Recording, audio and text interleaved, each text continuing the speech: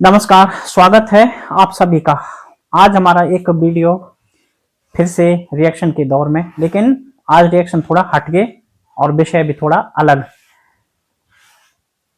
फर्ज कीजिए कि आप केबीसी में बैठे हों और केबीसी के फाइनल राउंड में आप बैठे हों और एक क्षण के लिए सोचिए कि आपने सभी जो हैं वो सभी क्वेश्चनों का जो भी राउंड होता है वो पार कर लिया है और आपके सामने अब फाइनल क्वेश्चन आ रहा है 7 करोड़ रुपए के लिए। और क्वेश्चन होगा कि भारत का सबसे बड़ा चिड़ियाघर कौन है, मतलब जो भारत का सबसे बड़ा चिड़ियाघर है वो कौन सा है और उसका नाम क्या है। तो जाहिर सी बात है आपका उत्तर होगा नेशनल जू, जो है नेशनल जूलॉजिकल पार्क, नई दिल्ली। और जैसे ही आपका आंसर जाएगा और कुछ देर के लिए अमिताभ जी बोलेंगे कि आंसर को लॉक कर दिया जाए, कंप्यूटर से ध्वनि आएगी और कुछ ही सेकंड के लिए आपके मन में यह उत्साह होगा कि अब आप जो है वो 7 करोड़ रुपए जीतने जा रहे हैं। और चूंकि आपका ये आंसर बिल्कुल सही है तो आप 7 करोड़ रुपए जीत चुके हैं। तो यकीनन आपके खुशियों का कोई ठिकाना नहीं रहेगा, आपके उत्साह का कोई ठिकाना नहीं रहेगा। लेकिन सडनली आपके सामने अमिताभ जी बोल दें कि आई एम सॉरी मान्यवर, आपका उत्तर गलत है, तो जरा सोचिए आपके कदमों तले जमीन खिसक जाएगी। आपको ऐसा लगेगा कि ये क्या बात हुई, ये कैसा मजाक हो रहा है करोड़पति में कि दिल्ली का सबसे बड़ा नेशनल जूलॉजिकल पार्क, जो कि अभी तक भारत में सबसे बड़ा चिड़ियाघर है, वो उत्तर गलत कैसे हो सकता है। लेकिन जी हां, आपका उत्तर सच में गलत होगा। क्यों? क्योंकि अब भारत में अगर कोई सबसे बड़ा चिड़ियाघर होगा तो वो होगा वनतारा। जी हां, वनतारा। तो गुजरात का एक जिला जामनगर, और वहां पर एक चिड़ियाघर वनतारा के नाम से, प्रोजेक्ट अंबानी परिवार का, चेयरमैन अनंत अंबानी। तो आप सोच रहे होंगे कि क्या मेरा रिएक्शन अंबानी फैमिली पर है। जी नहीं, बिल्कुल नहीं। आप थंबनेल सोच रहे होंगे कि मैंने थंबनेल तो किसी और का लगाया है, लेकिन मैं बात किसी और की क्यों कर रहा हूं, मैं केबीसी की बात क्यों कर रहा हूं, या फिर मैं गुजरात के जामनगर की बात क्यों कर रहा हूं। तो जी हाँ, आज का रिएक्शन गुजरात के जामनगर जिले से जुड़ा हुआ जरूर है। हालांकि मेरा रिएक्शन एक बार फिर से उत्तराखंड के मशहूर ब्लॉगर सौरभ जोशी पर है, लेकिन उसकी कहानी शुरू होती है जामनगर से। तो गुजरात का जिला जामनगर, आज से 5 साल पहले की लगभग बात है, मैं एग्जैक्ट 5 साल नहीं बोला हूं, बट लगभग 5 साल पहले की बात है, जब गुजरात के जामनगर में एक बहुत बड़ा शो अंबानी परिवार ने किया था। और चूंकि गुजरात नरेंद्र मोदी का एक होम स्टेट है, तो भारत के प्रधानमंत्री नरेंद्र मोदी को भी वहां पर आमंत्रित किया गया था। अब चूंकि अंबानी परिवार और मोदी जी के बहुत पुराने कनेक्शन हैं, ये बात जग जाहिर है, तो यकीनन जब कोई भी बड़ा फंक्शन होता है तो अंबानी परिवार मोदी को जरूर आमंत्रित करते हैं। और अगर कोई सरकार में कोई बड़ा सा कुछ भी होता है, बिजनेस से रिलेटेड कोई व्यापार संगठन का कुछ भी बड़ा ऑर्गेनाइजेशन हो, तो वहां पर अंबानी परिवार का कोई ना कोई सदस्य इनवाइट जरूर रहता है। तो ये इनके रिश्तेदारी है और इनके कनेक्शन है आपस में। तो जब कुछ साल पहले गुजरात के जामनगर में एक बहुत बड़ा फंक्शन आयोजित करते हैं अंबानी परिवार वाले, तो तभी अचानक अनंत अंबानी के दिल में एक ख्याल आता है।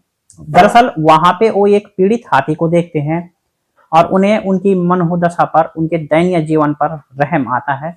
और यकीनन जब रईस घर के बड़े बड़े लोग होते हैं, रईस माँ बाप के बेटे होते हैं, तो वो जब चाहे जैसी सोच उनके मन में आती है वो उसी तरह का काम भी कर लेते हैं। और ऐसा करने के लिए उनको बिल्कुल भी परेशानी नहीं होती, क्योंकि वो पैसा उनके पास भरपूर होता है और मैनेजमेंट भी उनके पास भरपूर होता है, उनको किसी भी चीज की दिक्कत नहीं होती, इसलिए वो जरा भी हिचकिचाते नहीं है। यकीनन आप और हम में से कई लोग ऐसे हैं कि जो कुछ काम करना चाहते हैं, कोई दुकान खोलना चाहता है, कोई बिजनेस करना चाहता है, तो उसको 50 बार सोचना पड़ता है, पैसा कहाँ से आएगा, बिजनेस नहीं चला तो, अगर ये होगा तो वो कैसे होगा, ये नहीं होगा तो ये कैसे होगा। मतलब इस तरह के हजारों सवाल हमारे बीच में चलते रहते हैं, हमारे जहन में चलते रहते हैं। लेकिन चूंकि इतने बड़े बिजनेसमैन के बेटे हैं अनंत अंबानी, तो इनके दिमाग में कोई भी सवाल नहीं चलता, चलती हैं तो सिर्फ भावनाएं। और इन्हीं भावनाओं के कारण इनको लगा कि इनको जंगली जानवरों की रेख देख के लिए, जंगली जानवरों के उद्धार के लिए ऐसा कोई एक मतलब चिड़ियाघर टाइप का बनाना चाहिए कि जिनसे जंगली जानवरों की देख रेख हो, उनको उपचार मिले, उनको एक मतलब रहने सहने का एक ठिकाना मिले, उनको वहां पे चारा वगैरह इत्यादि मिले। और तब इनके मन में एक प्रोजेक्ट जन्म लेता है और वो प्रोजेक्ट इनके मैनेजमेंट के साथ डिसाइड होता है और पूरा मैनेजमेंट और अंबानी परिवार मिलके प्रोजेक्ट का नाम रख देते हैं वन तारा। तो जी हाँ, वन तारा की शुरुआत हो जाती है। अब वन तारा की शुरुआत होती है तो शुरुआत में यहाँ पर पीड़ित जानवर लाए जाते हैं जो किसी बीमारी, किसी शारीरिक प्रॉब्लम से ग्रसित होते हैं, तो उनका उपचार किया जाता है। इस तरह की चीजें की जाती हैं। धीरे धीरे प्रोजेक्ट आगे बढ़ता है और जानवरों का रेस्क्यू बड़ी मात्रा में होने लगता है देश के विभिन्न भागों से। अब ये तो रही यहाँ पर वन तारा की बात, क्योंकि इस पे तो बहुत बड़ी कहानी है। मैं कहानी सुनाने पे आऊंगा तो 2 घंटे का वीडियो कम से कम ही बन जाएगा।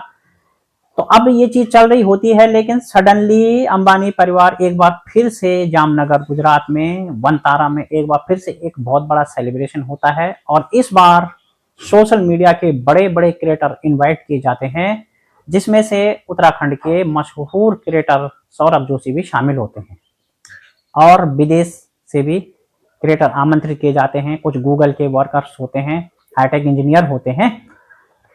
तो सौरभ जोशी अपने फैमिली के साथ वन तारा पहुंच जाते हैं और सौरभ जोशी को ये बताया जाता है वहां पे कि भाई आपने सोशल मीडिया से, अपने जो है सोशल मीडिया प्लेटफॉर्म से हमारे वन तारा प्रोजेक्ट का, हमारे चिड़ियाघर का आपने प्रचार करना है। और इसके लिए उनके बीच यकीनन कुछ डील होती है। अब वो कितने की होती है ये तो सौरभ जोशी बता पाएंगे या फिर अंबानी परिवार को पता होगा। मीडिया में ये बातें पता नहीं है, लेकिन इस बात से अंदाजा लगाया जा सकता है कि वहां पर आने वाली एक पर्सन को अंबानी ने 12.5 करोड़ रुपए की वॉच पहनाई है।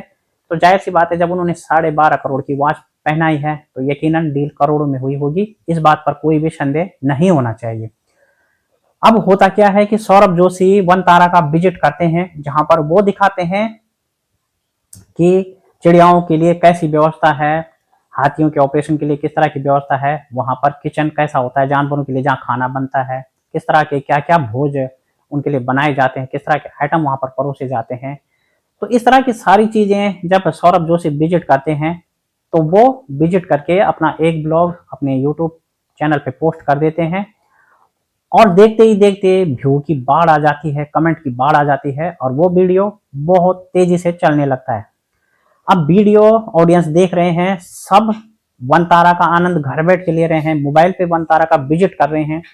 लेकिन तभी सडनली वो वीडियो सौरभ जोशी के ब्लॉग से हट जाता है। अब जब वीडियो अचानक हट जाता है, सौरभ जोशी की इस पे कोई छपाई नहीं आती, तो सोशल मीडिया पे अफवाहों का बाजार गर्म हो जाता है और यकीनन लोग कमेंट करने लगते हैं कि भाई ऐसी क्या बात हुई कि सौरभ जोशी ने वो ब्लॉग डिलीट क्यों किया, क्या उनको पैसे नहीं मिले, क्या अंबानी परिवार के साथ उनकी कोई अनबन हुई है। तो इन तमाम चीजों के बाजार बहुत गर्म है और अभी तक ये पता नहीं है कि वास्तव में वजह क्या है। सौरभ जोशी ने वो वीडियो डिलीट क्यों किए, क्या उनको जितने में बात हुई थी उतना पैसा नहीं मिला, या फिर मुकेश अंबानी के साथ उनकी कोई ऐसी उम्मीद थी जो उनकी पूरी नहीं हुई, या फिर वजह क्या है, क्या किसी चीज का उल्लंघन वहां पे हुआ है। कुछ खबरें तो ये भी बताई जा रही हैं कि सौरभ जोशी ने अपनी वीडियो में वो कुछ भी दिखाया उधर का कि जो उनको नहीं दिखाना चाहिए था, जो प्रतिबंधित था। लेकिन हकीकत क्या है ये अभी तक सौरभ जोशी ने नहीं बताया और उनके चैनल पे उनके पुराने रिकॉर्ड किए हुए ब्लॉग अभी आ रहे हैं वर्तमान में। और अभी तो सोशल मीडिया पे ये भी खबर आ रही है कि उनके खिलाफ मुकेश अंबानी शायद ही कानूनी कोई एक्शन लें। तो यकीनन बड़े बिजनेसमैन में और बड़े सोशल मीडिया क्रिएटरों में इस तरह का टकराव पहली बार देखने को मिल रहा है। अगर बात सौरभ जोशी की करें तो ऐसा पहला कोई मामला नहीं कि जब वो विवादों में आए हैं।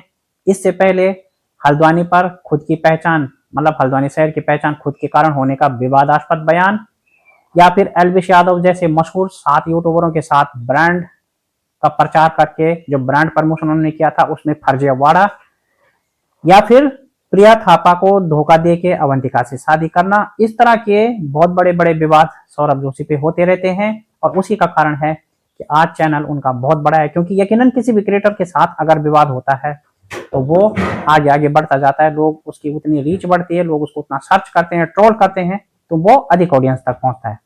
तो जी हाँ, आप क्या समझते हैं जो इस मामले के जानकार हैं, आपको क्या लगता है, क्या सचमुच सौरभ जोशी को उतना पैसा नहीं दिया मुकेश अंबानी ने, अंबानी फैमिली ने, जितना उनको उम्मीद थी, या फिर ब्लॉग डिलीट करने के पीछे कोई और वजह है?